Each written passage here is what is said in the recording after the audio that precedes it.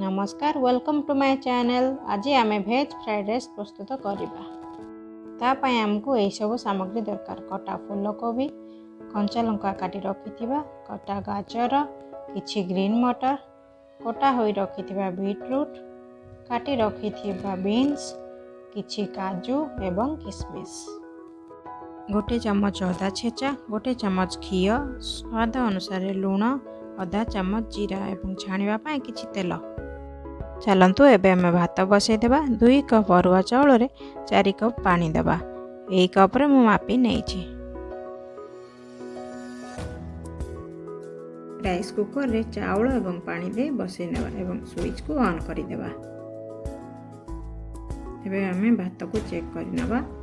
देखंतु भात एई भली भाव रे चाउलिया हवा दरकार। चाउलिया हेले फ्राइड राइस बहुत भल लागिताए। आपण माने डेक्ची किंबा हांडी रे मध्य एभली भात बनै पारिबे।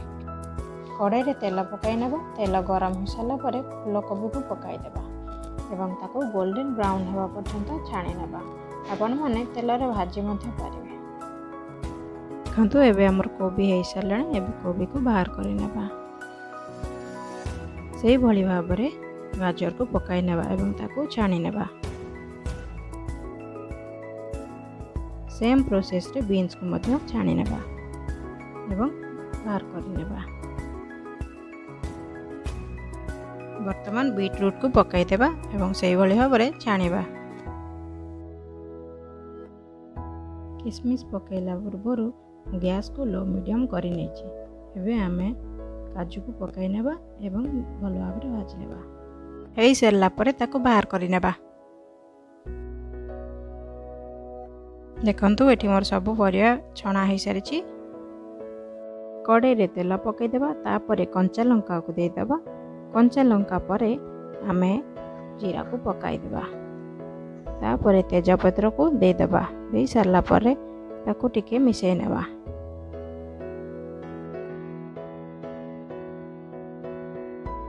वर्तमान रखिथिबा अदा छेचा को दे देबा एवं ताको 2 मिनिट पर्यंत भाजी नेबा।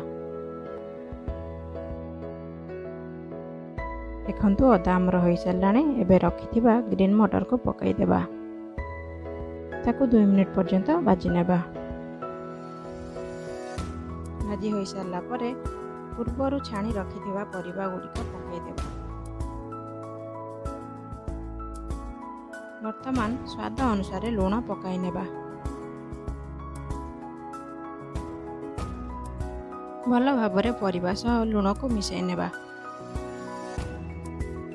पूर्वर करी रखिथिबा भात को एबे पकाई देबा एवं ताकू खड़िका साहाय्य रे धीरे धीरे करी मिसाई नेबा।